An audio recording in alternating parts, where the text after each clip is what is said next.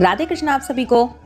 जगन्नाथपुरी में विश्व प्रसिद्ध जगन्नाथ रथ यात्रा हो जाएगी, जिसमें भगवान जगन्नाथ अपने भाई बलराम और बहन सुभद्रा के साथ रथ पर सवार होकर अपनी मौसी के घर गुंडीचा मंदिर पहुंचेंगे।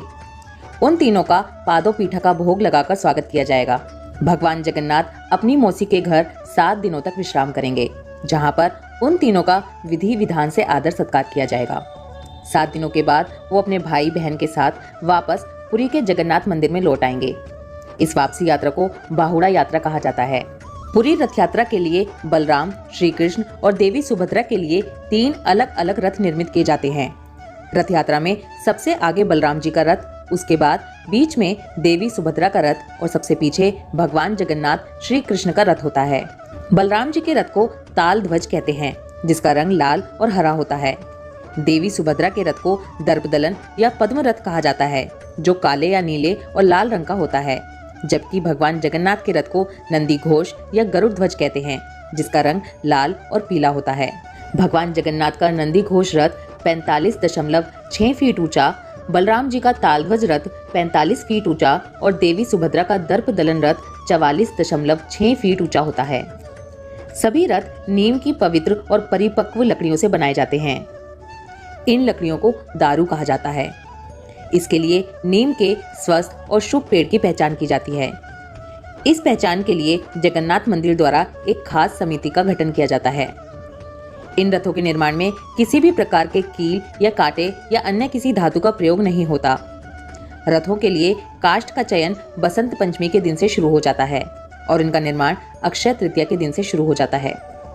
जब तीनों रथ तैयार हो जाते हैं, तब छर पहनरा नामक अनुष्ठान संपन्न किया जाता है।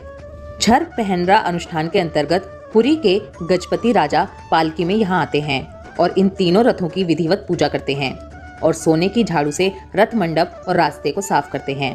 आषाढ़ मास की शुक्ल पक्ष की द्वितीया तिथि को ये रथ यात्रा आरंभ हो जाती है।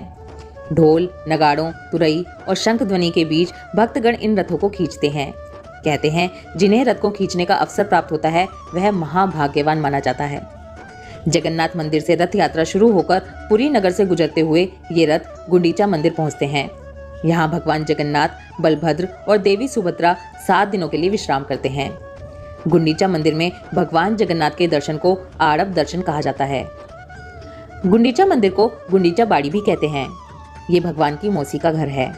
इस मंदिर के बारे में पौराणिक मान्यता है कि यहीं पर देव शिल्पी विश्वकर्मा ने भगवान जगन्नाथ, बलभद्र और देवी की प्रतिमाओं का निर्माण किया था।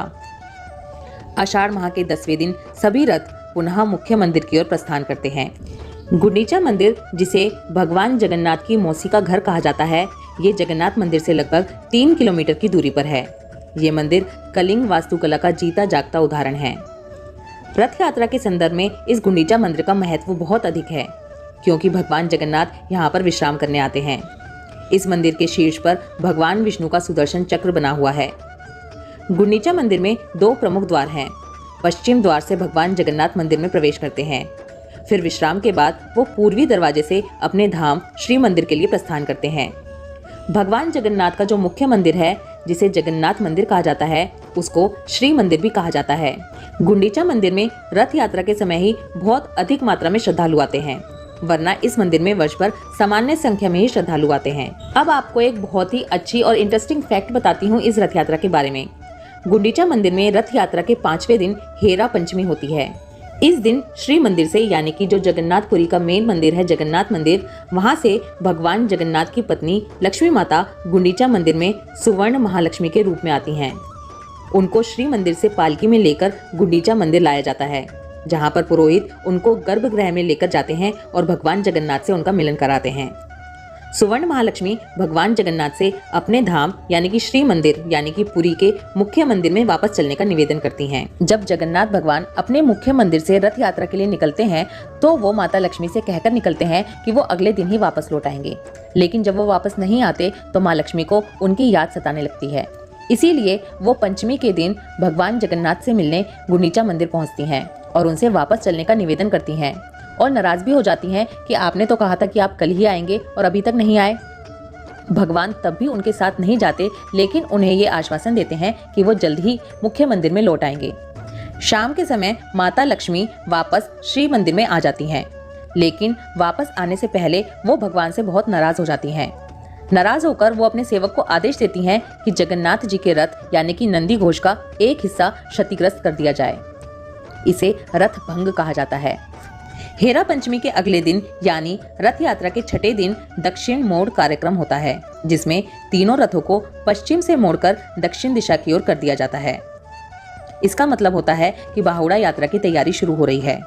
जब भगवान जगन्नाथ अपने मुख्य मंदिर यानी कि श्री मंदिर को छोड़कर गुंडीचा मंदिर में आते हैं तो श्री मंदिर की रसोई घर में प्रसाद भी नहीं बनता, वो प्रसाद गुंडीचा मंदिर में ही बनाया जाता है। 9वें दिन जब भगवान की रथ यात्रा वापसी की ओर चलती है और माता लक्ष्मी अपनी सेविकाओं के साथ भगवान जगन्नाथ से मिलने के लिए आती हैं, तब माता लक्ष्मी को मनाने के लिए भगवान जगन्नाथ अपने गले से माला उतारकर माता लक्ष्मी के गले में डाल देते हैं। और इसी प्रकार जब द्वादशी के दिन भगवान श्री मंदिर पहुंचते हैं तो माता लक्ष्मी अपनी नाराजगी जाहिर करते हुए मंदिर के द्वार बंद करवा देती हैं। लेकिन जब भगवान जगन्नाथ अपनी गलती मानते हैं तो वो दरवाजे पुनः खोल दिए जाते हैं। जगन्नाथ भगवान की ये रथ यात्रा एक अद्भुत लीला है। ये भगवान की द्वारिका से वृंदावन तक आने की लीला है। जब भगवान वृंदावन को छोड़कर चले गए थे तब गोपियां उनके आने का इंतजार करती थी। वो गोपियां भगवान कृष्ण से मिलना चाहती थी, लेकिन कुरुक्षेत्र जाकर नहीं, यहीं पर वृंदावन में। इसीलिए गोपियों ने अपने मन ही मन में एक रथ का निर्माण किया। उस रथ को घोड़े से नहीं बल्कि अपने प्रेम से खींचा, अपने हाथों से खींचा। तब भगवान जगन्नाथ वृंदावन में उनसे मिलने आए। जगन्नाथ रथ यात्रा इसी प्रेम का प्रतीक है। इस यात्रा में श्री मंदिर को द्वारिका और गुंडीचा मंदिर को वृंदावन माना गया है। गोपियों के इस रथ यात्रा में हम भी उनके प्रेम में भगवान का रथ खींचकर उनकी सहायता करते हैं। भगवान का जो मुख्य मंदिर है यानी कि श्री मंदिर, उसको नीलांचल कहा गया है, जिसकी तुलना द्वारिका से की गई है। और गुंडीचा मंदिर को सुंदरांचल कहा गया है, जिसकी तुलना वृंदावन से की गई है। गुंडीचा मंदिर का नाम रानी गुंडीचा के नाम पर रखा गया है। रानी गुंडीचा जो राजा इंद्रद्युम्न की पत्नी थी। हमने पहले की कथा में आपको बताया था कि किस तरह से विश्वकर्मा भगवान की मूर्तियां तैयार कर रहे थे। तब रानी गुंडीचा ने गलती से उन द्वारों को खुलवा दिया था और भगवान की मूर्ति अधूरी रह गई थी। तब राजा इंद्रद्युम्न ने इसे भगवान का आशीर्वाद मानकर इन अधूरी मूर्तियों की ही पूजा पाठ शुरू की थी। राजा इंद्रद्युम्न की भक्ति से प्रसन्न होकर भगवान जगन्नाथ ने उन्हें साक्षात दर्शन दिए और कहा कि कोई वरदान मांगो। तब राजा इंद्रद्युम्न ने कहा कि भगवान मुझे आपकी भक्ति चाहिए। लेकिन भगवान के जिद करने पर इंद्रद्युम्न ने कहा कि अगर आप मुझे वरदान देना ही चाहते हैं तो ये वरदान दीजिए कि मेरी कोई भी संतान ना हो। भगवान ने जब इसका कारण पूछा तो राजा इंद्रद्युम्न ने कहा कि अगर मेरी कोई संतान हुई तो यह आपके मंदिर को अपनी व्यक्तिगत धरोहर मानेंगी। पता नहीं दूसरे लोगों को दर्शन करने देंगी या नहीं, इसलिए मैं नहीं चाहता कि मेरी कोई भी संतान हो। भगवान ने उन्हें तथास्तु कहकर आशीर्वाद दिया, लेकिन रानी गुंडीचा इस आशीर्वाद से थोड़ी उदास हो गई।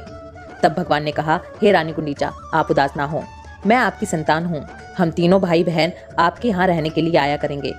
तब भगवान ने रानी गुंडीचा को आश्वासन दिया कि हम आपकी संतान बनेंगे। रानी गुंडीचा ने कहा कि अगर मेरी अपनी संतान होती तो चाहे वो कितनी भी दूर होती, लेकिन मुझसे मिलनी तो आती, मैं उसे अपने हाथ से भोजन तो कराती। आप तो नाथों के नाथ हैं, आप कहाँ आएंगे?